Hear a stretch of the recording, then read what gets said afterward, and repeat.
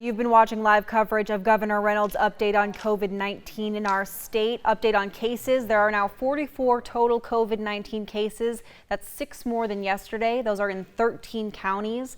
Governor Reynolds says there are 400 tests available right now. Those will go toward hospitalized patients and medical workers first. Anyone who's traveled on spring break may have to self-isolate. You can learn more on our News at 4 starting now.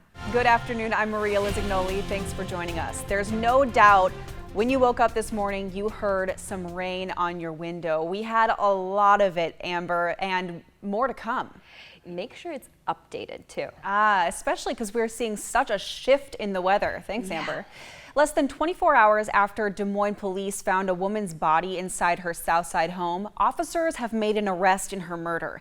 They say the killer is the woman's son. Investigators found 50-year-old Paula Thompson dead inside her home on Pleasant View Drive yesterday afternoon. They had been called to her home after a coworker requested a welfare check. Police say her son, Christopher Thompson, turned himself into the police later that day, and he admitted to attacking his mother after an argument. He now faces first-degree murder charges. Now, police are thankful a concerned citizen didn't just assume their missing coworker was just taking precautions because of COVID-19 and decided to call the police. With the COVID-19 situation right now, people are maybe, we see hypervigilance, and we see some people who really aren't taking it seriously, and we see the situation where somebody may say, hey, I haven't seen someone for a couple of days, but they might just be sick, I'll let them rest.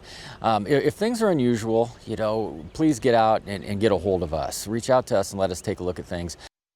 This is the 7th homicide in the city of Des Moines this year.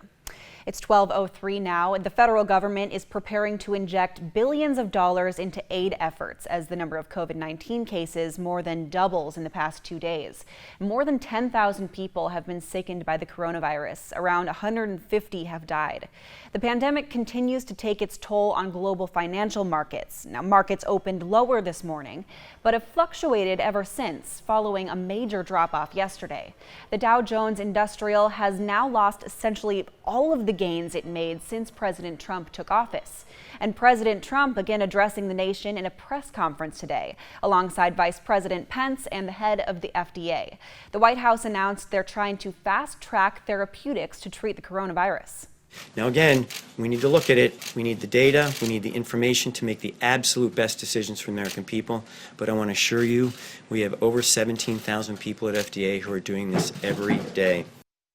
The president says a drug currently used to treat malaria is being tested to treat coronavirus. They're also working to expand compassionate use. Now, that's when patients and doctors are allowed to use experimental medicines and treatments when all other conventional methods have failed.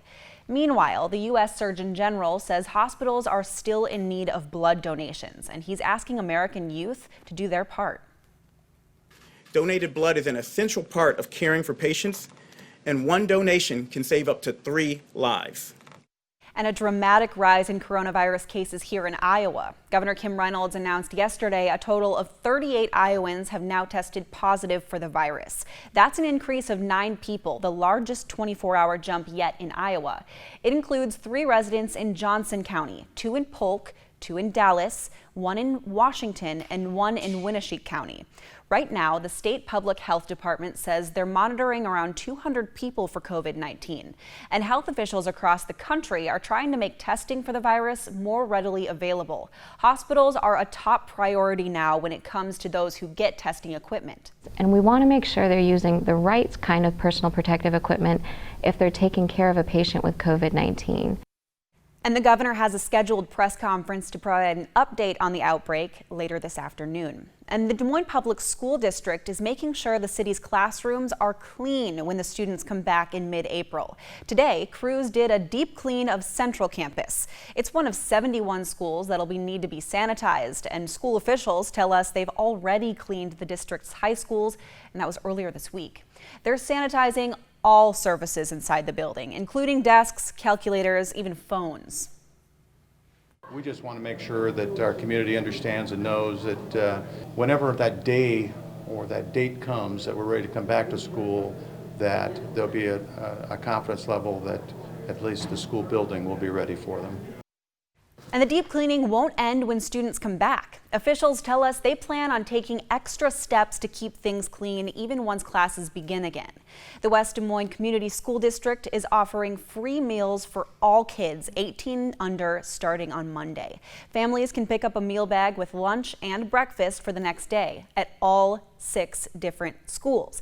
Now, the district is asking families to drive through and stay in their cars just to pick up the meals. But if you are walking, they ask you to stay at least 6 feet away from other customers and staff. Here are some of the sites where you can pick up a meal. We've got Clive Learning Academy, Crestview School of Inquiry, Hillside Elementary, Indian Hills Junior High, Stillwell Junior High, and Valley High School.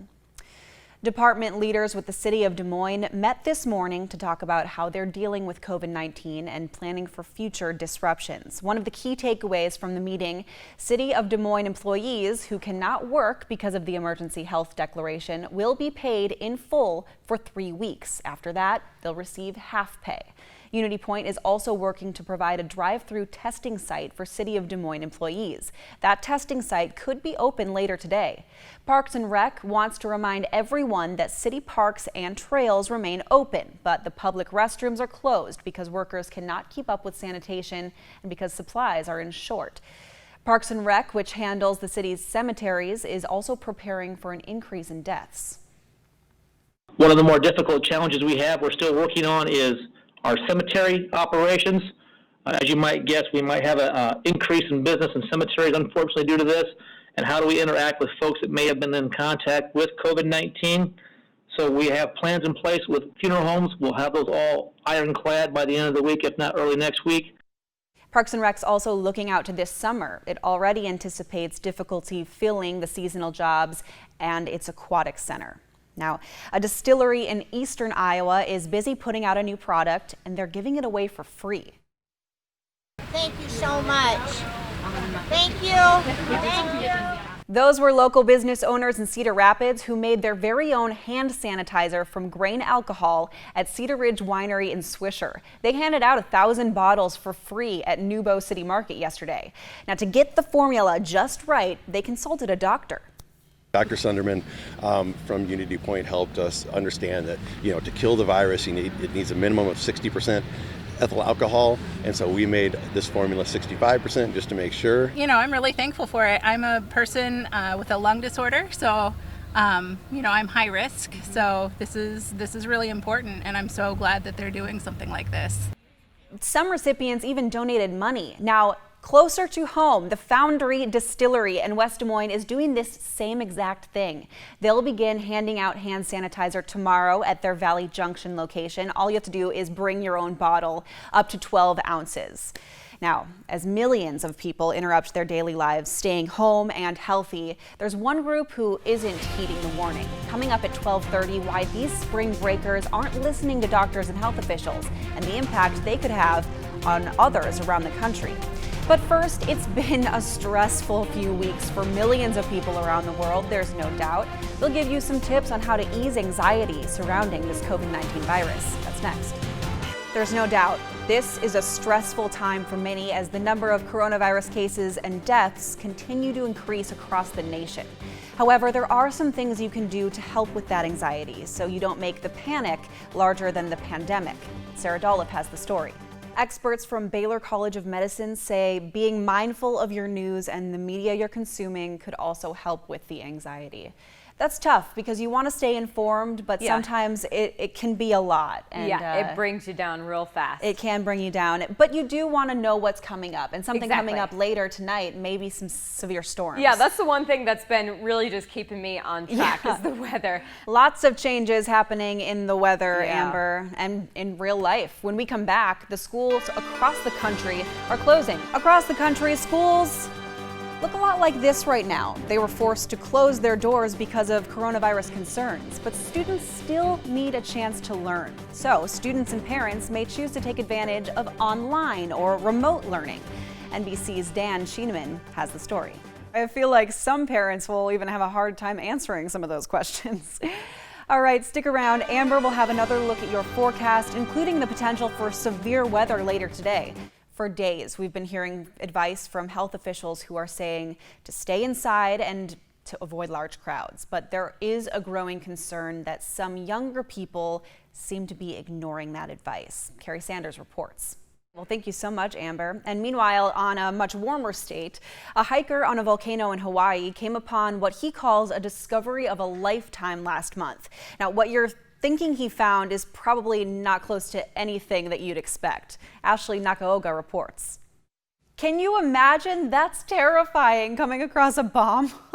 Okay, so he contacted the Department of Land and Natural Resources, and they say they're working with some teams and with the military to coordinate a plan to dispose of that bomb safely, thankfully. Stick around, David Geiger has your agribusiness report coming up.